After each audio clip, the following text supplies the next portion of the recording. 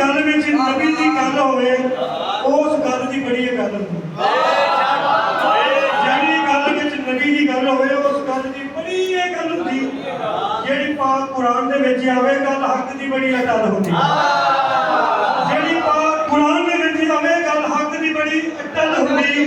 एक एक हरफ दरूद सलामती दा पिछे दे रहमत दी छल होंदी जेड़ा पढ़दा दरूद जमील चिश्ती रहमत रब दी ओदे वल होंदी जेड़ा पढ़दा दरूद जमील चिश्ती रहमत रब दी है ओदे वल होंदी सारी उम्र कमाईए ते नहीं मिलदा जो कुछ ओदी अता दे नाल मिलदा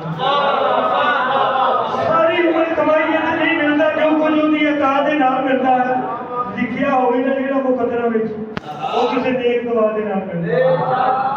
ਲਿਖਿਆ ਹੋਵੇ ਨਾ ਜਿਹੜਾ ਮੁਕੱਦਰਾਂ ਵਿੱਚ ਉਹ ਕਿਸੇ ਨੇਕ ਦੁਆ ਦੇ ਨਾਲ ਮਿਲਦਾ ਹੈ ਵਫਾਦਾਰ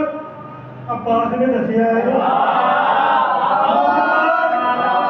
ਲਿਖਿਆ ਹੋਵੇ ਨਾ ਜਿਹੜਾ ਮੁਕੱਦਰਾਂ ਵਿੱਚ ਉਹ ਕਿਸੇ ਨੇਕ ਦੁਆ ਦੇ ਨਾਲ ਮਿਲਦਾ ਹੈ ਵਫਾਦਾਰ